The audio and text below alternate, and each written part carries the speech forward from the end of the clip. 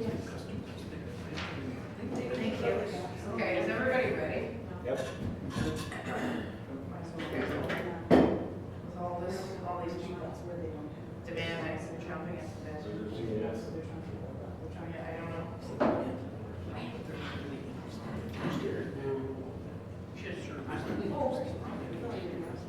Also, you're answering the camera, you turn on your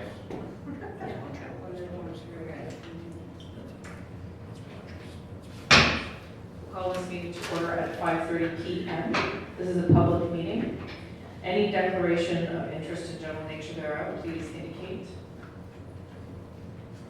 Seeing none, we'll move on to the purpose of the meeting. Freedom Mobile Incorporated Telecommunications Facility proposal at 5110 County Road 2. Madam Planner, would you like to speak to that? Thank you, through your worship. The consultants for this were not able to attend this evening, so I'm going to provide an overview. This is a public meeting with respect to a new cell tower that's proposed to be located along Highway 2. The presentation from the consultants was circulated to council earlier this evening. The reason for this is to increase the coverage within their network. There was a public open house held here at the township office earlier this month. There was one member of the public that came with questions regarding the application at that time. In addition, in front of all of you is another inquiry that was received today from a member of the public. Both members of the public expressed concerns with respect to lighting on the tower and the nature of the lighting on the tower, the color of the lighting if there is lighting. We did receive a response today from the consultant representing this application indicating that they are currently consulting with Transport Canada regarding this. At this point, it's their understanding that there's likely no lighting required on this tower because of the height of it and the proximity of it to an existing Rogers tower. However, they have undertaken to get the information necessary and respond back to both of the residents that inquired into this. This meeting this evening is simply a public meeting. There is no resolution before council on their agenda tonight. Depending on the outcome of the public meeting and any questions that may be brought forward, we'll bring forward a resolution at a future meeting of council regarding this application. Okay, is there any, excuse me, are there any questions for the planner? Councillor Maybe and then Deputy Mayor Malky. Thank you, Your Worship, and through you, Madam Planner. I know that one of the residents had called me about this lighting situation. If it doesn't require one, it's a bonus to a point. But I think Councillor Grell there, as a former pilot, might have some input on its height and whether helicopters and such might be of interest to that same site, since we do have a helicopter port not that far away. So I do feel that it probably does need a light, but I also would like to say that it needs to have a red light for the evening and a white strobe during the day, which I think all the towers in our area should have, so it doesn't impede or give medical conditions to some people who have an affliction with those bright strobe lights during the nighttime. Thank you, through your worship.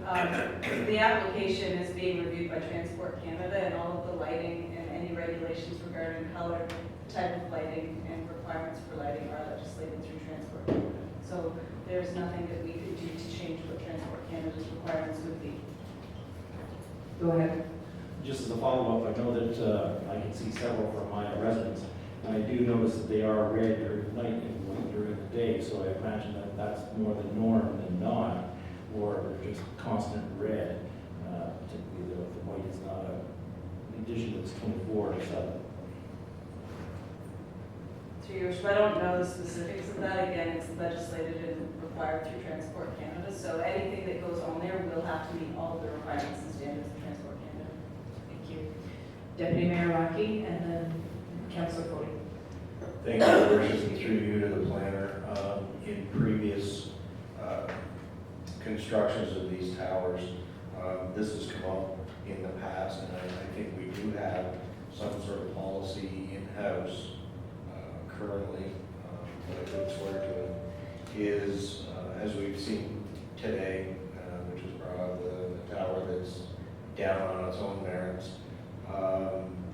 the responsibility to remove these towers when they're no longer required. I mean, we all know technology is moving forward, and there may come a day when these towers are no longer needed. So is there a mechanism that says if you're not using it, get rid of it? You put it up, you take it down. Through your worship, council is required to provide a resolution to support the application back to the applicant for the purposes of finalizing the application. That's something that could be included within the resolution. Thank you.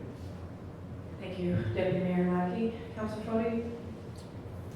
Thank you, Your Worship. I think the applicant themselves addressed the lighting issue on paragraph 2, where they said they would shield any ground lighting, and they made reference to it. So, I mean, these people are in the business of putting up towers, but as Councilor maybe had alluded to, there's nothing wrong with us being.